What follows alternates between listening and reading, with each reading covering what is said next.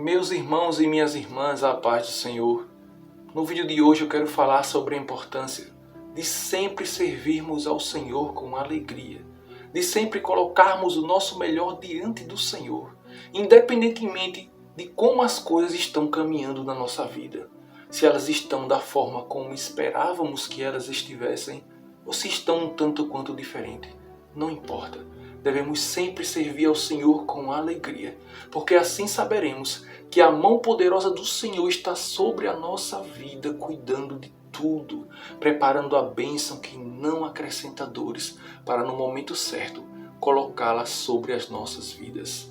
Eu quero ler aqui no capítulo 18 de Gênesis, uma passagem que nos traz uma verdadeira lição de como um servo deve agradar ao seu Senhor, independentemente, incondicionalmente. Eu quero ler aqui a partir do verso 1, que diz o seguinte, a partir do verso 1 de Gênesis 18. Depois apareceu-lhe o Senhor nos carvalhais de Mane, estando ele assentado à porta da tenda, quando já era o maior calor do dia.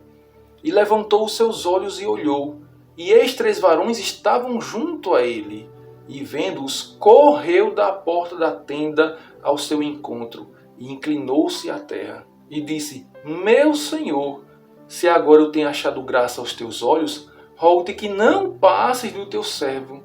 Traga-se agora um pouco d'água, e lavai os vossos pés, e recostai-vos debaixo desta árvore, e trarei um bocado de pão para que esforceis o vosso coração. Depois então passareis adiante, porquanto certamente foi por isto que chegasse ao vosso servo. Então disseram para Abraão: Faze assim como tens dito. E Abraão apressou-se em perconçar a tenda e disse-lhe: Amassa depressa 3 medidas de flor de farinha e faze bolos. E correu Abraão às vacas, e tomou uma vitela tenra e boa, e deu ao seu moço, que se apressou em prepará-la. Então Abraão tomou a manteiga, o leite e a vitela que tinha sido preparada, e pôs tudo diante deles. E ele estava em pé junto a eles debaixo da árvore. Então comeram. Meus irmãos, que maravilha de Deus essa passagem para as nossas vidas. Porque se formos olhar o contexto dessa passagem, veremos que Abraão tinha uns motivos que para muitas pessoas justificariam uma atitude diferente desta que ele tomou. Abraão aparentemente tinha motivos para estar desanimado, para estar demonstrando uma pouca força no serviço ao Senhor, para não estar alegre na presença do Senhor. Porque, meus queridos irmãos, neste momento que o Senhor apareceu para Abraão ali nos carvalhais de Mane, já fazia quase 25 anos que Abraão estava esperando o cumprimento da promessa na sua vida. Sim, ele ainda não tinha alcançado a promessa que o Senhor tinha feito para ele.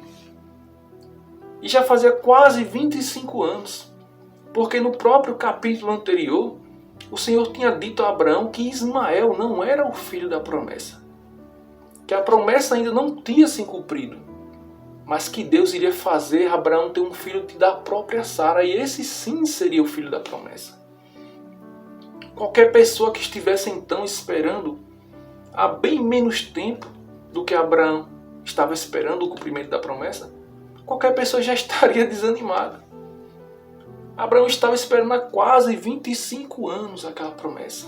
Estava sentado, como a Bíblia diz, no maior calor do dia à porta da sua tenda. Depois de talvez uma manhã de trabalho exaustivo, num dia calorento, esperando talvez ali ao meio-dia, o alimento, a refeição do meio-dia, para assim poder recobrar as forças. Abraão já era um homem velho. Um homem velho, no maior calor do dia, talvez depois de uma manhã de trabalho árduo, há quase 25 anos, esperando o cumprimento da promessa. Esse homem, ele tinha ou não tinha motivos para, quem sabe, talvez, não demonstrar tanto ânimo diante do Senhor? Para talvez, quem sabe, justificar uma frieza, um desânimo, atribuindo isso a todos esses motivos que eu citei agora há pouco. Mas a Bíblia relata que Abraão agiu diferente. Que Abraão teve zelo no serviço ao Senhor, teve alegria. Porque a palavra nos diz, e acabamos de ler, que quando ele ergueu os olhos e viu o Senhor, a Bíblia diz que ele correu e se prostrou diante do Senhor. A Bíblia diz que Abraão chamou Deus de Senhor e chamou a si mesmo de servo. É como se Abraão estivesse querendo dizer para o Senhor: Tu és o meu Deus, o meu Senhor, independentemente se eu alcancei a promessa ou não. Não é o fato de eu não ter alcançado a promessa ainda que vai fazer com que tu não sejas o meu Senhor. Eu sou teu servo, tu és o meu Senhor, independentemente. Abraão disse ao Senhor: não passes do teu servo. Se eu achei graça diante dos seus olhos, não passe do teu servo. Sabe o que ele queria dizer também? É como se ele estivesse dizendo: o sinal para mim de que eu achei graça diante dos seus olhos não é a bela mulher que o Senhor me deu. Não são os bens que o Senhor me deu que para mim são sinais de que eu achei graça aos teus olhos, de que o Senhor me ama. Não é o cumprimento da promessa que o Senhor me fez que para mim será um sinal de que o Senhor me ama, de que eu achei graça aos teus olhos. Mas é a tua presença, Senhor. É a tua presença na minha vida que para mim é um sinal de que eu achei graça aos teus olhos. Não passes do teu servo se eu achei graça aos teus olhos, Senhor. A Bíblia diz que Abraão falou: Senhor, vem aqui para debaixo da sombra dessa árvore. Eu vou mandar trazer um pouco de água para limpar os seus pés. Eu vou trazer um bocado de pão para que o Senhor possa alimentar e recobrar suas forças. O próprio Abraão ali, ele estava querendo passar a mensagem para o Senhor de que não queria que aquele momento, que a presença do Senhor ali na vida dele fosse apenas um momento prazeroso para ele, Abraão. Mas ele queria tornar aquele momento prazeroso para o Senhor. Porque ele entendia que se a presença do Senhor na vida dele fosse algo prazeroso também para Deus e não apenas para ele, Deus iria se agradar dele. Deus iria se agradar de estar na vida dele. E ele sempre teria consigo a presença do Senhor na sua vida. Meus queridos, nesse momento que ele disse que iria agradar o Senhor daquele jeito, a Bíblia diz que o Senhor falou para Abraão: faze assim, Abraão, como tens dito. Ou seja, eu estou me agradando de você, Abraão. Nesse momento, meus queridos, Abraão poderia ter caído na tentação que muitos caem quando percebem que fizeram algo que agradaram ao Senhor. A tentação de relaxar. A tentação de ficar acomodado. Mas não, meus queridos, Abraão, nesse momento foi que o coração dele acelerou mais. A Bíblia diz que os pés dele se apressaram.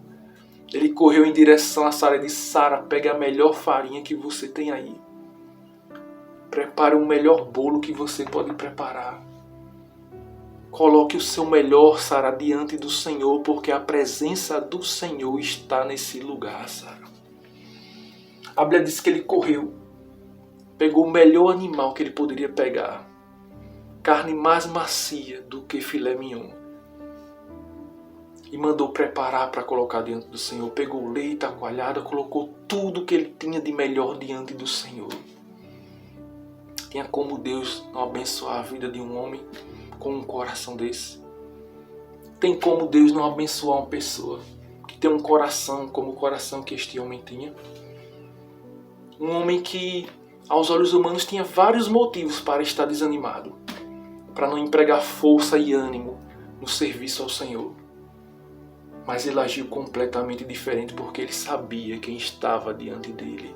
Aquele que criou os céus e a terra, aquele que faz o meu e o seu coração bater sem que nós nem nos atentemos para isso muitas vezes.